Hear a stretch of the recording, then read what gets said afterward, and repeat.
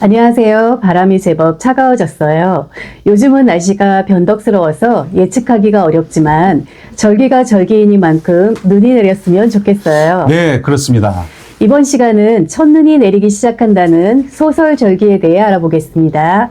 선생님 안녕하세요. 네, 미 선생님 건강하게 잘 보내셨는지요? 네. 옛말에 소설 주인은 손끝에서 온다더니 오늘은 제법 시릴 만큼 차가운 날씨입니다. 아, 네.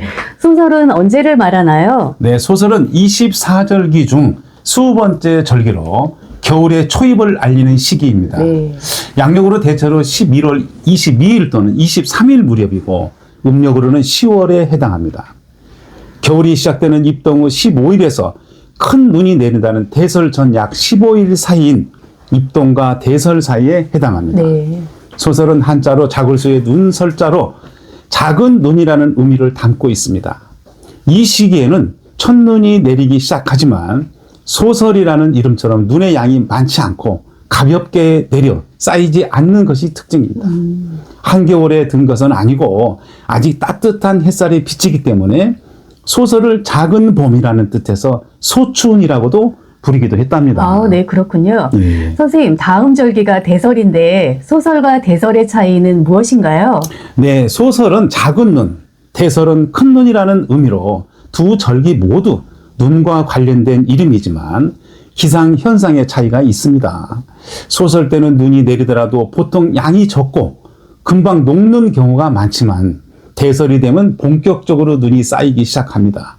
대설은 12월 초에 해당하며 이때부터는 눈이 많이 내리고 본격적인 겨울이 시작된다고 볼 수 있습니다. 아, 네. 소설을 기점으로는 어떤 변화가 생기나요? 네, 소설 때는 겨울의 기운이 이제 본격적으로 느껴지기 시작합니다. 네. 북서풍이 강하게 불어오기 시작하면서 날씨가 점점 추워지고 아침 기온이 영하로 내려가는 날이 많아지면서 추위가 본격적으로 시작됩니다. 네. 소설 이후로는 낮의 길이가 점점 짧아지고 밤의 길이가 길어지게 됩니다.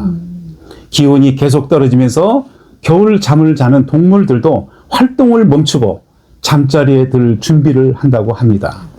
또한 이때부터는 자연 속의 식물들도 겨울을 맞이하기에 에너지를 보존하기 시작하죠.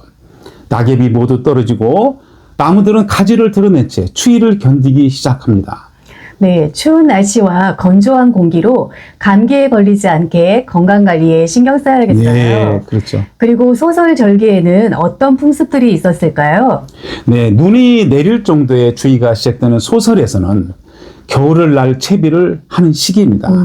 농촌에서는 월동 준비를 마무리하는 시기로 예전에는 목화를 따서 솜 이불을 틀어 두툼하고 따뜻하게 손을 보거나 또 땔감을 마련하거나 소를 위해 겨우내 먹을 볏짚을 모아두거나 집을 보수했다고 합니다. 아, 네.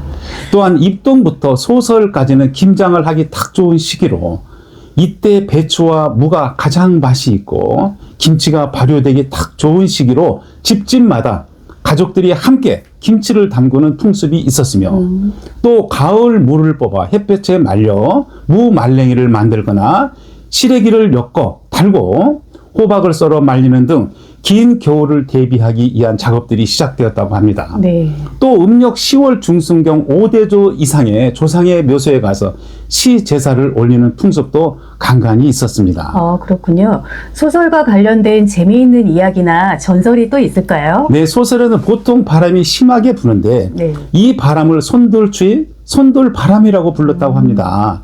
손돌바람은 매년 음력 10월 20일이 되면 손돌목에서 부는 매서운 바람으로 이 무렵에 뱃사람들은 외출을 삼가고 배를 잘 띄우려 하지 않았다고 합니다. 이 전설은 경기도 김포의 바다로 돌출된 지역인 손돌목에서 시작되었다고 합니다.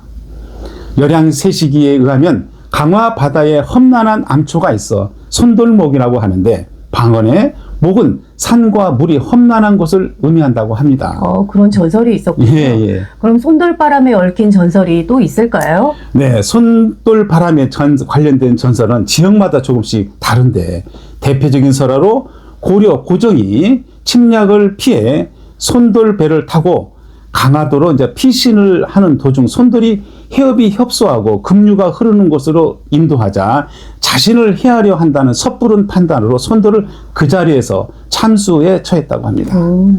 손돌은 생을 마감하기 전에 고종에게 백길이 바가지를 띄워서 바가지가 떠 내려가는 대로 따라가면은 백길이 열릴 것이라는 말을 남겨 무사히 목적지까지 도착했다고 합니다.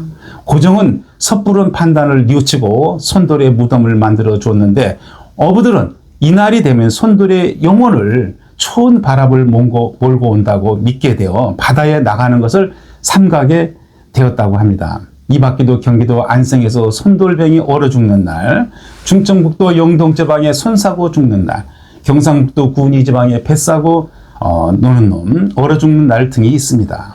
네. 추위를 이겨내기 위해 따뜻하고 영양가 있는 소설의 대표적인 음식으로는 무엇이 있을까요? 네, 소설 시기에는 김장을 담그는 외에도 다양한 겨울철 음식이 있는데 대표적으로 동치미가 있습니다. 소설 무렵에 담그는 동치미는 겨울 동안 먹을 수 있는 시원하고 아삭한 반찬으로 특히 찬바람이 불 때 김이 모락모락 나는 밥과 함께 먹으면 제격이죠.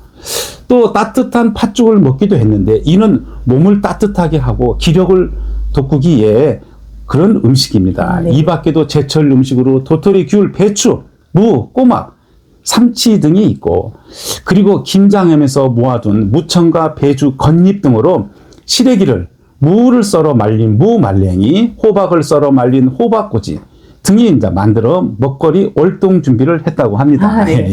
저도 시원한 동치미에 군고구마 먹던 기억이 있어요. 예. 선생님도 그러신가요? 그렇죠.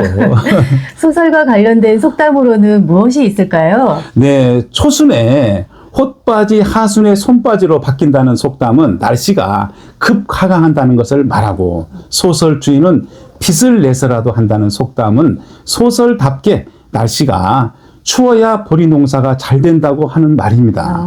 이 밖에도 소설에 대설 준비를 한다. 소설이 지나면 겨울이 깊어진다. 소설에 눈이 오면 다음에 풍년이 든다. 소설에 얼음이 얼면 마른 김을 들어 놓는다는 등이 있습니다. 그런 속담들이 있었군요. 예, 그렇죠. 소설이라는 이름처럼 이 절기는 작은 눈이 내리는 시기인 것 같아요. 예. 소설의 눈은 많지 않지만 이 작은 눈이 겨울의 시작을 알리는 것처럼 우리의 일상에서도 사소한 변화나 작은 신호들이 중요한 의미를 지닐 수 있을 것 같아요. 예, 그렇죠. 예, 절기가 주는 의미처럼 미리 준비하고 대비하며 생활한다면 어려움 속에서도 조화롭게 살아가지 않을까 생각해 봤습니다. 예. 네, 오늘은 소설 절기에 대해 알아봤습니다. 네, 소설은 겨울이 시작되는 시점이지만 본격적인 추위가 찾아오는 신호입니다. 이 시기에는 건강 관리를 위해 옷을 따뜻하게 입고 충분한 휴식을 취하는 것이 무엇보다도 중요합니다. 특히 날씨가 갑작스럽게 추워질 수 있으니 감기에 걸리지 않게 주의하시고 가족과 함께 김장을 하거나 따뜻한 음식을 나누어 소소한 겨울의 즐거움을 느껴보는 것도 좋겠습니다. 다음 절기인 대설 때 뵙겠습니다. 감사합니다. 고맙습니다. 고맙습니다.